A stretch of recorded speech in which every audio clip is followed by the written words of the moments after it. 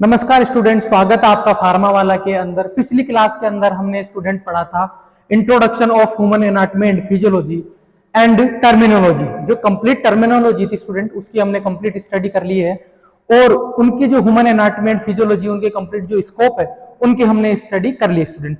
Second जो topic रहेगा हमारा स्टूडेंट, वो रहेगा आज का, वह सेल। आज हम क्लियर करेंगे कंप्लीट जो सेल है उसकी ओरिजिन ऑफ लाइफ कंप्लीट हम पढ़ेंगे स्टूडेंट, और इसके बाद उसके जो ऑर्गेनल्स है, कंप्लीट ऑर्गेनल्स है, उसकी स्टडी करेंगे स्टूडेंट हम।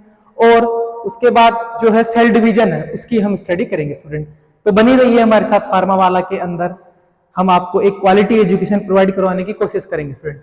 तो चलिए आइए स्टूडेंट, हम स्टडी करते हैं सेल, जो कि एक कॉमन टॉपिक है स्टूडेंट। सेल जो है हर एग्जाम, और जब तक हमें सेल्स जो है याद नहीं होगा, हम इसका कंसेप्ट नहीं समझ पाएंगे, इसके फिजियोलॉजिकल केमिकल प्रोसेस नहीं समझ पाएंगे, तो हम हमारी बॉडी का कंप्लीट जो है कैसे समझ पाएंगे। तो हमको आज हम इसकी कंप्लीट डीप स्टडी करेंगे student.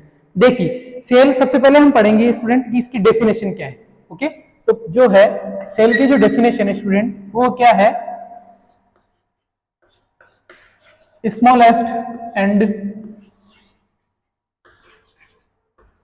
Functional unit of human. क्या है? Smallest and functional unit of human body. हमारी बॉडी की जो स्मॉलेस्ट एंड फंक्शनल यूनिट है उसको हम क्या बोलेंगे स्टूडेंट? सेल बोलेंगे। ओके, देखिए अब हम बात करते हैं इसकी हिस्ट्री की, कि किसने डिस्कवर्ड किया, कब किया। ओके, देखिए हम बात करते हैं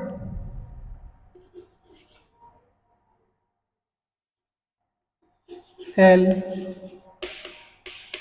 डिस्कवर्ड बाय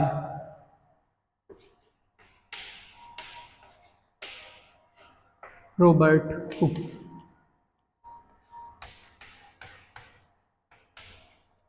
रॉबर्ट हुक्स कब स्टूडेंट? 1965। कई बार कॉम्पिटिशन लेवल के अंदर भी छोटे छोटे क्वेश्चन जो है पूछ लिया जाता है। सेकंड में बात करता हूं, ये किसके डिस्कवर्ड किया था इसमें? Dead cell. ये थी डेड सेल की हमारे। और अब मैं बात करता हूं living cell. Living cell, living cell की जो डिस्कवरी है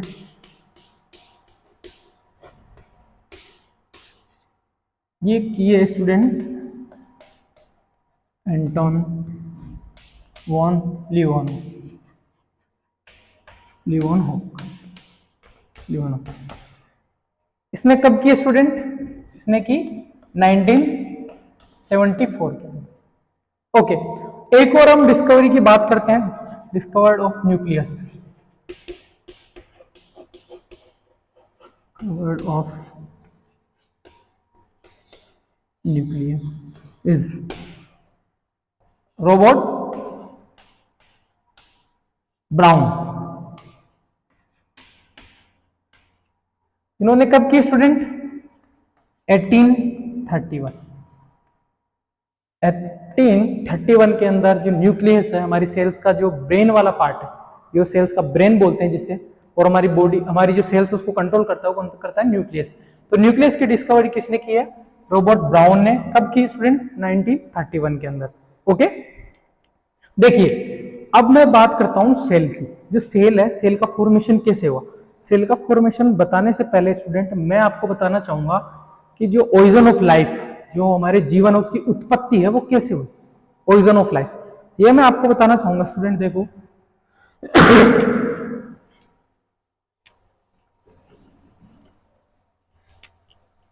देखिए ओरिजिन ऑफ लाइफ में मैं आपको बताना चाहूंगा स्टूडेंट कि बिग बैंग थ्योरी की जो है हेल्प से मैं आपको समझाना चाहूंगा। जब बिग बैंग थ्योरी से आपको समझाता हूं, big bang theory. Okay, big bang theory में देखिए क्या होता है कि एक कंप्लीट ब्रह्मांड था पहले। इसमें क्या हुआ? ब्लास्ट। इसमें ब्लास्ट हुआ तो क्या है, जिसको हम पिंड बोलेंगे, वो क्या हुआ? आपस में क्या हुई? ब्रेक हो गई। और इसके जो है चारों तरफ ये क्या हो गई, इकट्ठी हो गई। अब क्या हुआ, इसके बाद एक्सपेंशन हो गया इसका। एक्सपेंशन का मतलब इनका प्रसार हो गया और ये दूर दूर हो गए सारे। अब ये जो दूर दूर हुए, इसमें से मान लो मेरा एक पृथ्वी है, ये वेला क्या हो गया, ये अर्थ। इसको मैं निकाल लेता हूं, ये हो गई अर्थ। ओके, अब देखिए स्टूडेंट, जो अर्थ है कई बिलियंस ईयर्स अगो यहां पे क्या होता था, टेम्परेचर जो है यहां का कितना था, 8500 डिग्री सेल्सियस। क्या इतने डिग्री सेल्सियस पे जो है लाइफ पॉसिबल है? नहीं स्टूडेंट। फिर कुछ साल जो है बीते स्टूडेंट, 200 बिलियंस ईयर हो, क्या हुआ, हमारी लाइफ जनरेट हुई। वो कैसे हुई, इसके अंदर देखिए यहाँ का टेम्परेचर क्या हुआ, डिक्रीज हुआ। टेम्परेचर डिक्रीज हुआ तो क्या हुआ, यहाँ पे फॉर्मेशन हुआ। जो सबसे पहले गैस आई थी स्टूडेंट, वो आई थी हाइड्रोजन और हीलियम। सबसे पहले जो आई थी कौन सी, हाइड्रोजन और हीलियम। और इनके बाद जब लाइफ पॉसिबल हुई कब, 200 बिलियन ईयर अगो, तब क्या हुआ, जो हमारी ये अर्थ है, ये जो हमारी अर्थ है, यहां पे फॉर्मेशन हो गया किसका, अमोनिया, वाटर, ओके, और मेथेन। इनका क्या हो गया, यहां फॉर्मेशन हो गया। इनका फॉर्मेशन होने के बाद देखिए स्टूडेंट क्या हुआ, जब जो वाटर था ये यूवी रेज की प्रेजेंस में, यूवी रेज के प्रेजेंस में ये इसकी बैलेंसिंग फॉर्म में मत जाना, इसमें टूट गया स्टूडेंट। ऑक्सीजन था एनवायरनमेंट के अंदर, इसके साथ ऑक्सीजन ऐड हो गया, इसके साथ ऑक्सीजन ऐड हो गया और क्या बना लिया, O3। O3 मतलब ओजोन, ओजोन लेयर। अब ओजोन लेयर क्या कर रही है, ये प्रोटेक्ट करती है यूवी रेज, जो यहां से यूवी रेज आएगी उससे क्या करती है, ये प्रोटेक्ट कर लेगी। तो मतलब जो यूवी रेज आ रही है उसकी, उससे तो क्या हो गए, प्रोटेक्ट हो गए। अब क्या हुआ स्टूडेंट, जो मेथेन है, O2 मेथेन के साथ मिलकर क्या, किसका फॉर्म करी स्टूडेंट, CO2 का। CO2 क्या करा, हमारा जो इन्वायरमेंट है उसका डेवलपमेंट किया। तो ये दोनों मिलकर क्या हुए, इन दोनों से हमारा इन्वायरमेंट जो है और लाइफ यहाँ पॉसिबल हुई। अब लाइफ कैसे पॉसिबल हुई स्टूडेंट, एक एक्सपेरिमेंट के थ्रू मैं आपको ये बताना चाहूंगा। देखिए स्टेप टू स्टेप समझिए स्टूडेंट, ये बहुत ही इंपॉर्टेंट चीज है कि हम स्टेप टू स्टेप पढ़ेंगे कि लाइफ जो है ओरिजिन कहां से हुआ, फिर उसके बाद क्या हुआ, फिर उसके बाद क्या हुआ, क्योंकि स्टेप टू स्टेप पढ़ेंगे हम, तभी हमको ये समझ आ जाएगी। एक साइंटिस्ट है स्टूडेंट, दो साइंटिस्ट है, मिलर एंड यूरी।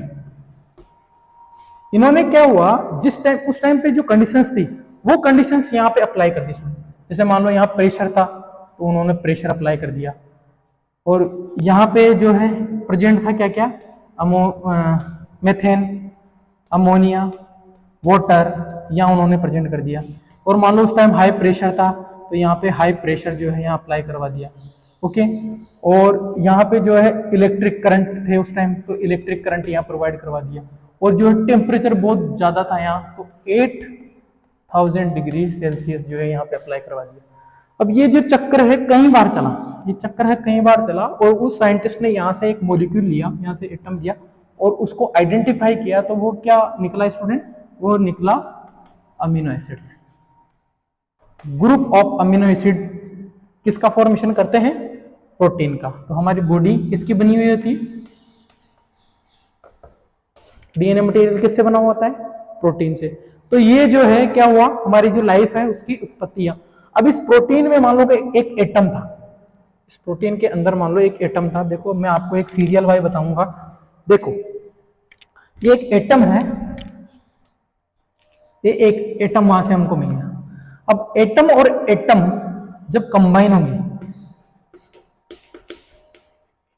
तो किसका फॉर्मेशन करेंगे, मॉलिक्यूल का। ओके, और मॉलिक्यूल जब करेंगे तो किसका फॉर्मेशन होगा, माइक्रोमोलिक्यूल का। कंबाइन होंगे यहां भी, ये किसका कर लिए, माइक्रोमोलिक्यूल। और माइक्रोमोलिक्यूल जब कंबाइन होंगे आपस में तो किसका फॉर्मेशन कर देंगे, ये ऑर्गेनल का, ऑर्गेनल्स। और ऑर्गेनल्स मतलब cell organelles, cell organelle, cell organelle किसका फॉर्मेशन करेंगे? सेल का। ये बन गई हमारी सेल। इसकी प्रोसेस देखो, शुरू से जो बिग बैंग थ्योरी थी, फिर उसके बाद यूरी मिलर जो साइंटिस्ट थे उन्होंने जो ये एक्सपेरिमेंट किया, उसके बाद क्या हुआ, जो एटम तो यहाँ हमने यहाँ से ले लिया, मान लो जो एटम था यहाँ से ले लिया, फिर उसको कंबाइन किया, फिर ऑर्गेनल्स बन गए, और उनके बाद यहाँ क्या बन गई, कोशिका, सेल बन गई। सेल के बाद क्या बने, टिश्यू बने, टिश्यू के बाद क्या बने, ऑर्गन बने, फिर ऑर्गन सिस्टम हो रहा है, कंप्लीट बॉडी बन गई। तो ये स्टूडेंट अगर आप स्टेप टू स्टेप पढ़ोगे तो आपको जो है समझ में आएगी चीजें।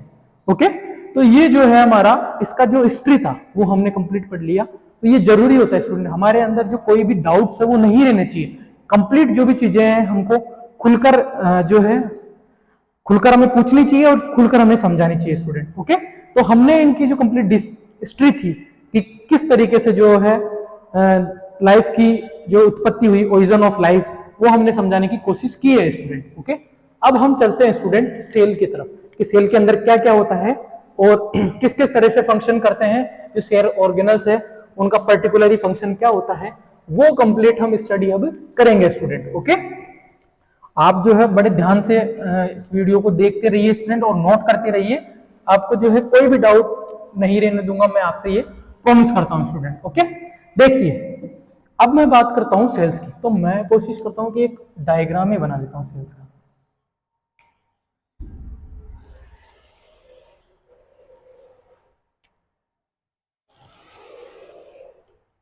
एक सेल का डायग्राम मैंने बनाया। तो स्टूडेंट जो आउटर मोस्ट लेयर है स्टूडेंट वो क्या होगी, सेल मेम्ब्रेन, ये हो गई हमारी सेल मेम्ब्रेन। इसका क्या काम होता है स्टूडेंट, प्रोटेक्शन का। जो सेल ऑर्गेनल्स है उसको क्या करती है, प्रोटेक्ट करती है। और किसकी बनी हुई होती है स्टूडेंट, फॉस्फोलिपिड, ये बनी हुई होती है फॉस्फोलिपिड। ओके, ये किसकी बनी होती है, फॉस्फोलिपिड। ये आउटर मोस्ट लेयर है जो ऑर्गेनल्स है उसको क्या करती है, प्रिवेंट करती है। अब मैं बात करता हूं स्टूडेंट न्यूक्लियस।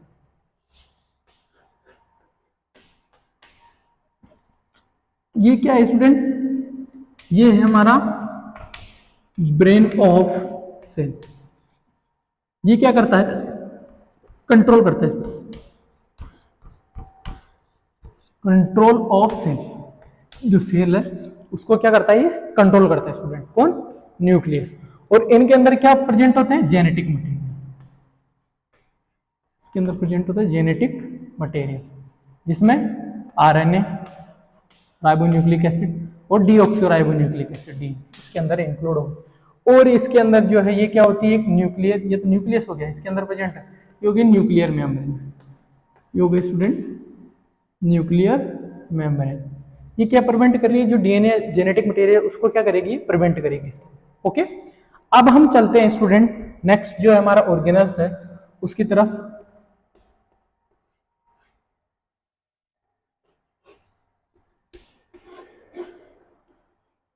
देखिए ये हो गया मेरा rough endoplasmic reticulum, sorry Arya, इसको बोलते हैं student rough endoplasmic reticulum, rough endoplasmic reticulum. और इसको क्या बोलेंगे स्टूडेंट, इसको बोलेंगे smooth endoplasmic reticulum, smooth endoplasmic reticulum.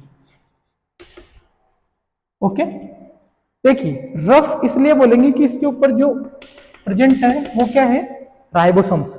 और राइबोसोम्स का क्या काम होता है, synthesis of protein.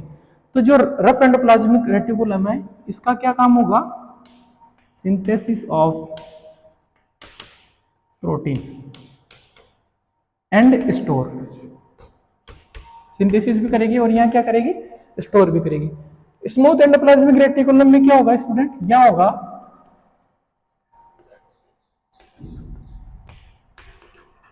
Synthesis of steroid hormone,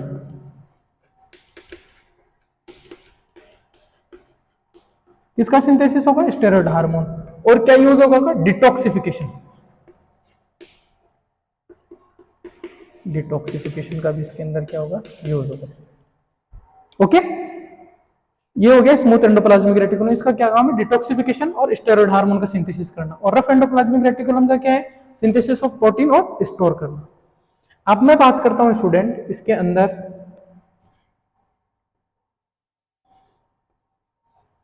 mitochondria.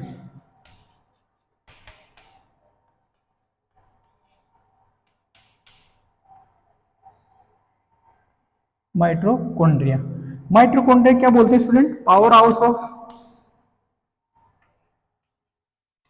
House of cell. Cell का पावर हाउस। हमारा पावर हाउस क्या होता है स्टूडेंट, जो हमारा बिजली होता है, बिजली कहां से आता है, वहां से, मतलब एनर्जी कहां से आ रही है, पावर हाउस से। तो जो सेल्स है उसकी पावर हाउस कहां है, माइटोकॉन्ड्रिया में। क्यों, क्योंकि यहाँ क्या होता है, एटीपी का फॉर्मेशन होता है। एटीपी का क्या होता है यहाँ, फॉर्मेशन। और एटीपी क्या है, हमारी एक एनर्जी की फॉर्म है, एटीपी एनएडीपीएच। ओके, ये क्या है, एटीपी की फॉर्म है। एटीपी में जो है, और एनएडीपी में, एनएडीपीएच जो होता है, एनएडीपीएच किसके बराबर होता है, 3 एटीपी के बराबर। 3 एटीपी 1 एनएडीपीएच के बराबर होता है। तो ये माइटोकॉन्ड्रिया, जो एटीपी का फॉर्मेशन होगा स्टूडेंट, कहीं जो है इसके अंदर साइकिल, 3 साइकिल इसके अंदर जो है चलती है स्टूडेंट, ग्लाइकोलाइसिस और लिंक रिएक्शन और क्रेब साइकिल, इसको हम सीट्रस साइकिल भी बोलते हैं। और जो है एक ईटीएस वो लास्ट में है, इलेक्ट्रॉन चेन ट्रांसफर। ये इसके अंदर क्या होता है, माइटोकॉन्ड्रिया के अंदर ये फॉर्मेशन के अंदर जो 4 स्टेप है वो यूज में आती है। किसका फॉर्मेशन करती है वो, एटीपी का फॉर्मेशन करती है। तो माइटोकॉन्ड्रिया बायलेयर जो है ऑर्गेनल से स्टूडेंट सेल्स के अंदर। ओके, तो ये हो गया हमारा mitochondria, power house of energy इसको बोलते हैं। अब मैं बात करता हूं स्टूडेंट कप शेप की। कप शेप की इसके अंदर एक ऑर्गेनल्स होती है जिसको हम क्या बोलते हैं, गोल्जी बॉडी, गोल्जी अपरेटस या गोल्जी बॉडी। गोल्जी बॉडी में क्या होता है, इसके अंदर होता है ट्रांसफॉर्मेशन, ट्रांसफॉर्मेशन ऑफ प्रोटीन। जो प्रोटीन है उसका एक सेल से दूसरी सेल के अंदर क्या होगा, ट्रांसपोर्टेशन इसके अंदर किसकी हेल्प से होगा, गोल्जी बॉडी के। गोल्जी बॉडी किस शेप की होती है स्टूडेंट, कप शेप की जो है ये होगी इसके अंदर। ओके, अब मैं बात करता हूं स्टूडेंट इसके अंदर होता है एक राइबोसोम्स। ये हो गया राइबोसोम्स। राइबोसोम्स का क्या काम होता है स्टूडेंट, ये करता है synthesis of protein, synthesis of protein. Okay, और ये कितने टाइप का होता है, ये होता है 70s एंड 80s।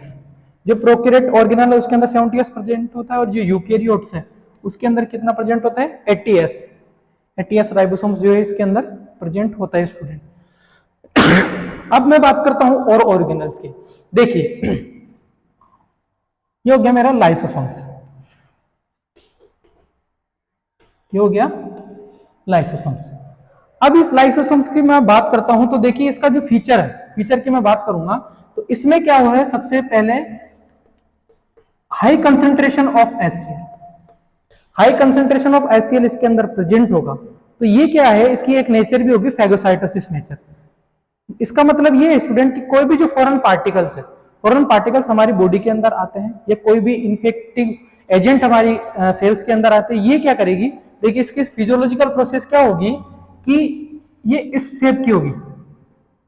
अगर फॉरेन पार्टिकल्स मान लो यहां आता है तो ये यहां मूवमेंट करके इसको क्या कर लेगी, अपने कब्जे में ले लेगी, और कब्जे में लेकर इसके अंदर हाई कंसेंट्रेशन ऑफ एचसीएल है तो उसको क्या कर देगी, किल कर देगी।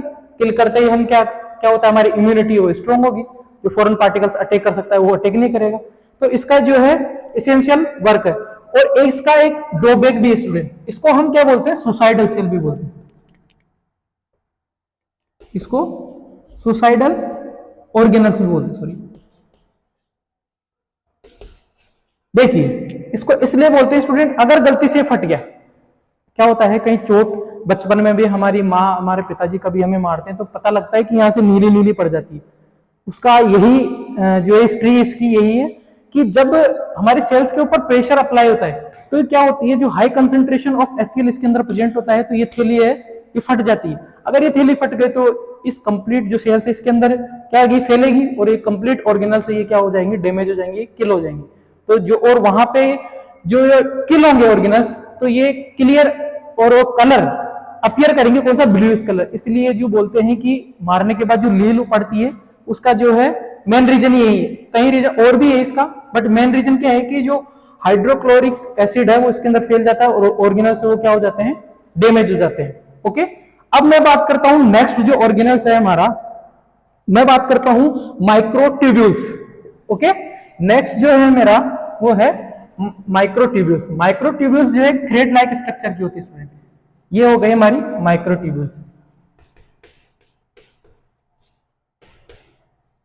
इसमें देखिए, इसमें क्या होता है, ये हमारी बॉडी की, इसका यूज हम बात करते हैं तो हमारी बॉडी में क्या होता है, शेप एंड साइज जो है प्रोवाइड करवाती है।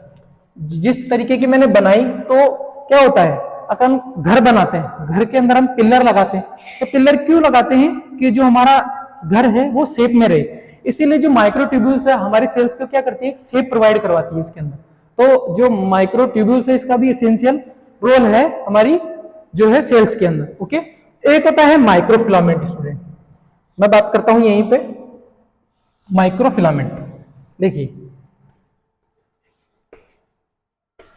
ये माइक्रोफिलामेंट क्या होता है, जो सेल ऑर्गेनल्स है, सेल ऑर्गेनल्स जब सेल डिवीजन होता है तो उसकी प्रेजेंस में यहाँ क्या होता है, इसको मूवमेंट कराने के अंदर जो फ्लेजिला है, फ्लेजिला जैसे स्पर्म होता है उस पर फ्लेजिला लगा होता है पीछे, तो क्या करता है, मूवमेंट कराने के लिए हेल्पफुल होता है। तो यहाँ भी क्या होता है, जो सेल ऑर्गेनल्स है उसके मूवमेंट के लिए माइक्रो जो फिलामेंट है वो यूजफुल है। अब हम बात करते हैं स्टूडेंट मोस्ट इंपोर्टेंट जो ऑर्गेनल है हमारी बॉडी के अंदर, वो है स्टूडेंट क्या, बताइए क्या हो सकता है स्टूडेंट, वो हो सकता है स्टूडेंट हमारा centrosome. Centrosome are also the most important organelle in the cells. Why,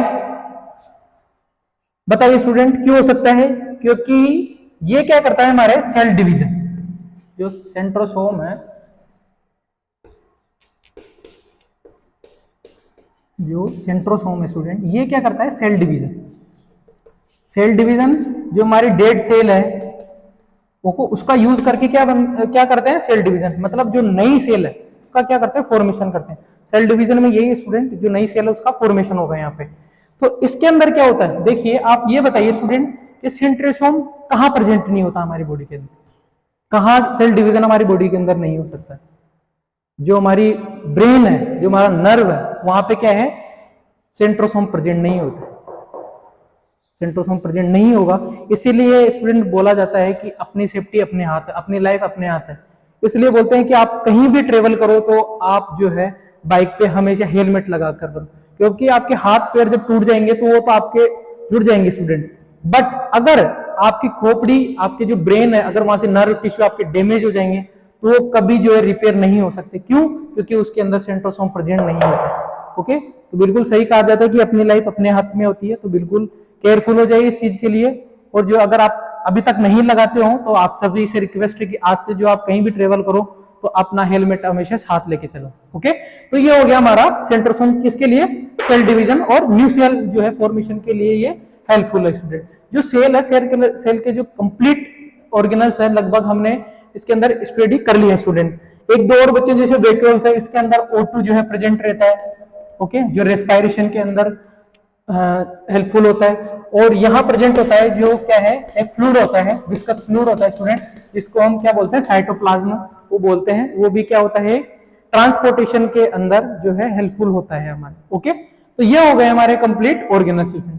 अब हम बात करते हैं स्टूडेंट इसकी सेल डिवीजन की। ओके, जो ऑर्गेनल है स्टूडेंट, इसको आप अपनी नोटबुक में साथ के साथ उतारते चलिए और इनके जो कंसेप्ट है वो याद करते चलिए। ओके, तो ये हमारा कंप्लीट ऑर्गेनल्स जो है हमने, और इसकी जो कंप्लीट हिस्ट्री थी स्टूडेंट, जो डिस्कवर्ड किए थे रॉबर्ट ब्राउन, रॉबर्ट हुक और लिवहोन हॉक, और जो बिग बैंग थ्योरी, वो भी हमने कंप्लीट डिस्क्राइब करने की कोशिश की है स्टूडेंट। और जो हमारा मिलर एंड क्यूरी जो कंसेप्ट था, उससे क्या मिल रहा था हमको, अमोनिया मिल रहा था। अमोनिया जो है group of amino acid is called protein, जो प्रोटीन का सिंथेसिस हो रहा था, ये भी क्या है, एक एनर्जी का सोर्स है स्टूडेंट। अब हम बात करेंगे स्टूडेंट सेल डिवीजन की। ओके,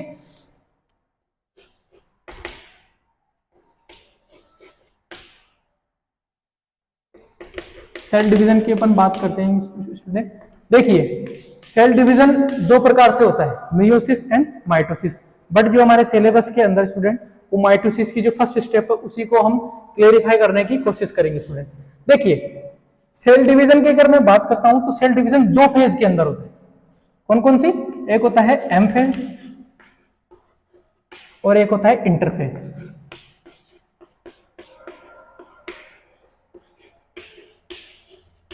ओके, एम फेज और इंटरफेज। मैं आपको एक सर्कल की जो है हेल्पफुल से आपको समझाने की कोशिश करूंगा स्टूडेंट। देखिए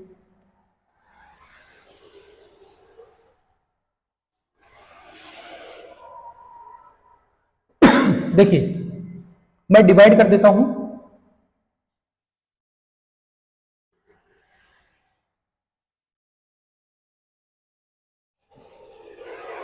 देखिए ये हो गया हमारा एम फेज और ये जो कंप्लीट है वो हो गया हमारा इंटरफेस।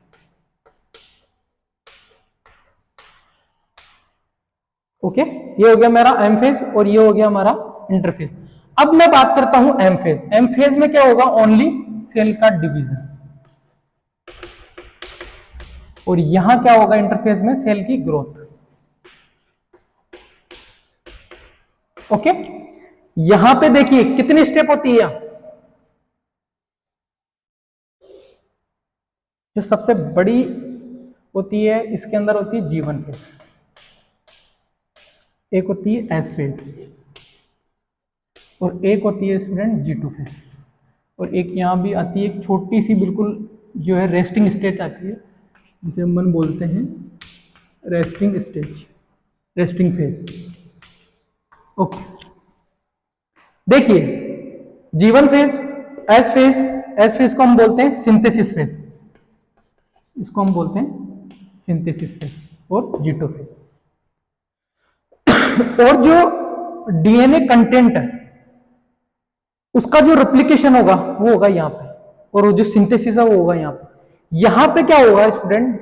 G1 फेज के अंदर जो हमारे सेल ऑर्गेनल है, जो हमारे सेल ऑर्गेनल्स हैं उनकी क्या हो जाएगी यहाँ? ग्रोथ।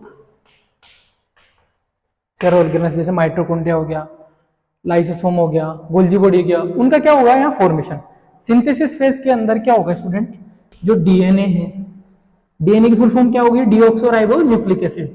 आरएनए है उसका क्या होगा? यहाँ सिंथेसिस होगा। किसके अंदर? सिंथेसिस फेज के अंदर। और जो है हमारा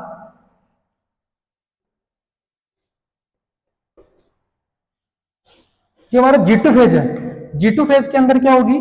जो हमारी साइकिल है वो क्या हो जाएगी? कंप्लीट हो जाएगी। Complete to ready for cell division. मतलब G2 फेज के अंदर क्या हो जाएगा? डिवीजन के लिए क्या हो जाएगी? रेडी हो जाएगी, बिल्कुल परिपक्व हो जाएगी कि आगे जो है फेज ये कर सके। अब आगे देखिए एक ट्रिक है स्टूडेंट कि आप ये याद रख सकते हो, जैसे कोई लोग पीएमटी की तैयारी करते हैं, पीएमएटी मतलब आप इनको याद रख सकते हो। एक को आप बीच में बिल्कुल इस तरीके से याद रख सकते हो कि बीच में कोई एक पर्सन बैठा हुआ है पीएमटी के अंदर, तो पीएमटी के अंदर अमन बैठा हुआ है, तो पीएमटी कौन? अमन। तो इससे देखो आपको ये क्लियरफाई होगा स्टूडेंट कि पहली जो प्रोसेस होगी वो होगी हमारी प्रोफेज। ओके, सेकंड होगी हमारी मेटाफेज, थर्ड हमारी होगी कौन सी? एनाफेज, और फोर्थ हमारी होगी टीलोफेज।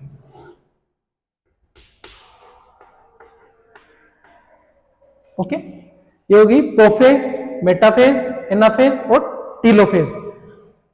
और ये हो गई हमारे इसका सर्किल जिसके अंदर ये एम फेज हो गई, ये इंटरफेज हो गया। इंटरफेज के अंदर क्या है? सेल की कंप्लीट ग्रोथ होगी, बट इसका डिवीजन तो कहां हो रहा है? एम फेज के अंदर। और इसके अंदर जो है हमारी रेस्टिंग फेज, यहां पे क्या होगा? इसके अंदर कोई जो केमिकल रिएक्शन है वो इसके अंदर बिल्कुल नहीं होगी। ये रेस्टिंग, एक फ्यू टाइम के लिए रेस्टिंग स्टेज जो है हमारी बॉडी के अंदर, हमारी सेल्स के अंदर आती है इसके अंदर। तो G1 फेज होगी, सिंथेसिस फेज होगी, और G2 फेज जो होगी, और जो सेल डिवीजन है कंप्लीट वो इसके अंदर आ जाएगा एम फेज के अंदर। और इसके अंदर जैसे हमने इसका तो पढ़ ही लिया, सेल ऑर्गेनल्स है उसके जो यूज है और जो उसके फंक्शंस है वो हमने इसके अंदर स्टडी कर लिया। अब हम करेंगे एम फेज के अंदर कि प्रोफेज के अंदर क्या होता है, मेटाफेज के अंदर क्या होता है, एनाफेज के अंदर क्या होता है और टेलोफेज के अंदर क्या होता है। ओके, तो बने रहिए स्टूडेंट मेरे साथ फार्मा वाला के अंदर। अब हम आपको बताएंगे जो एम फेज है, एम फेज के अंदर किस किस तरह से कैसे जो है ये वर्क करेगी और किस किस तरीके से जो है इसका ट्रांसफॉर्मेशन होगा और रेप्लिकेशन होगा किसका, डीएनए का और आरएनए का। ओके, तो देखिए इसके अंदर 4 स्टेप ओनली नॉर्मल सी, इसके बाद जो है हमारा ये लेक्चर वो कंप्लीट हो जाएगा। स्टूडेंट देखिए मैं बात करता हूं एम फेज की, तो गई हमारी एम फेज। एम फेज के अंदर मैंने स्टेप पढ़ी, पहली स्टेप क्या थी, प्रोफेज। सेकंड थी मेरी क्या, मेटाफेज। थर्ड थी मेरी क्या, एनाफेज। और फोर्थ थी मेरी क्या, टेलोफेज। आपको एक एक्स्ट्रा पॉइंट और बताऊंगा स्टूडेंट में, पहले इसकी बात करते हैं। देखिए प्रोफेज के अंदर क्या होगा,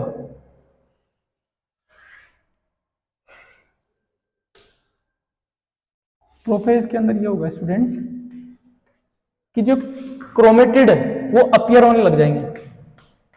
जो क्रोमेटिड है ये क्या हो जाएंगे, अपीयर, मतलब ये क्या हो जाएंगे, दिखने लग जाएंगे इसके अंदर। और इसके अंदर क्या होगा, जो मैंने बात की थी अभी सेंट्रोसोम, जो सेल को डिवीजन के अंदर हेल्पफुल है, तो यहाँ सेंट्रोसोम है उसमें भी क्या हो जाएगा, सेंट्रोसोम में भी डिवीजन हो जाएगा। यहाँ भी क्या हो जाएगा, सेंट्रोसोम्स के अंदर डिवीजन आने लग जाएगा। किसके अंदर, सेंट्रोसोम के अंदर, जिसको हम सेंट्रियोल्स भी बोलते हैं, सेंट्रोसोम्स। ओके, देखिए इसमें क्या हो जाएगा, डिवीजन हो जाएगा किसके अंदर, सेंट्रोसोम्स के अंदर। और जो है हमारा अपीयर हो जाएंगे कौन, जो क्रोमेटिड है, क्रोमेटिड मतलब जो क्रोमोसोम्स है वो क्या हो जाएंगे, अपीयर हो जाएंगे। अब मैं बात करता हूं मेटाफेज के अंदर। ओके, मेटाफेज में देखिए स्टूडेंट क्या होगा, मेटाफेज के अंदर जो डीएनए वो क्या हो जाएंगे, अलाइन हो जाएंगे। अलाइन मतलब एक यूनिडायरेक्शनल के अंदर क्या हो जाएंगे, जमा हो जाएंगे यहाँ। और ये डिवाइड हुआ तो ये इस साइड आ जाएगा, जो क्रोमेटिड है हमारा वो यहाँ आ जाएगा। ओके, और जो स्पिंडल फाइबर है इसको हम क्या बोलेंगे, स्पिंडल फाइबर। बट ये यहाँ तो अलाइन में होंगे, सॉरी, यहाँ क्या हो जाएंगे, अलाइन में आ जाएंगे, एक श्रृंखला के अंदर आ जाएंगे। ओके, अब मैं बात करता हूं एनाफेज के अंदर। एनाफेज के अंदर देखिए स्टूडेंट क्या होगा, एनाफेज के अंदर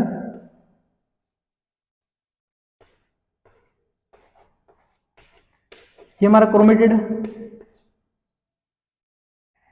ये हमारा क्या है, सेंट्रोसोम, सॉरी। ये क्या करेगा, स्पिंडल फाइबर को बाउंड करेगा। ये क्या करेगा, जो फाइबर्स है हमारे, कौन से फाइबर, स्पिंडल फाइबर, इस पे क्या करेगा, ये बाउंड बना लेगा, इस पे बाउंड बना लिया। अब लास्ट वाले फेज है टेलोफेज। टेलोफेज के अंदर क्या हो जाएगा, ये एक सेपरेशन सिस्टम आ जाएगी। ये कंप्लीट सेपरेट नहीं होंगे, बट ये क्या होगा, एक सेंट्रोसोम इधर खींच लेगा पूरे जो मटेरियल है उसको, एक इधर खींच लेगा, तो मतलब एक सेल से कितनी सेल बन गई, 2 सेल। लास्ट में देखिए एक फिफ्थ भी ऐड किया जाता है स्टूडेंट, साइटोकाइनिन। साइटोकाइनिन इसके अंदर क्या होगा, एक प्लेट का फॉर्मेशन होगा, यहाँ पे एक प्लेट का फॉर्मेशन होगा जो कि क्या करेगी, इसको पर्टिकुलर सेल्स को क्या करेगी, अलग अलग करेगी, दोनों सेल्स को क्या करेगी, अलग अलग करेगी। यहाँ पे एक प्लेट का फॉर्मेशन हो जाएगा, तो ये क्या उग जाएगी, एक तो डॉटर सेल हो गई और एक क्या हो गई, रियल सेल हो गई। ये क्या हो गई, न्यू सेल्स। तो ये हो गया हमारा क्या, सेल डिवीजन। आज हमने कंप्लीट जो है ओरिजिन ऑफ लाइफ वो पढ़ा, सेल पढ़ा, सेल के ऑर्गेनल्स पढ़े, जो उसकी हिस्ट्री थी, किसने क्या डिस्कवर किया उसकी स्टडी की, और जो मोस्ट इंपोर्टेंट टॉपिक था हमारा सेल डिवीजन, जिससे हमारी नई सेल्स जो है बनती है स्टूडेंट, वो हमने इसके अंदर स्टडी की है स्टूडेंट। ओके, तो बनी रही है हमारे फार्मा वाला के अंदर, और जो है रेगुलर रहिए स्टूडेंट। हम जो है कोशिश करेंगे कि रेगुलर आपको क्लास प्रोवाइड करवाने की कोशिश करेंगे। ओके, धन्यवाद।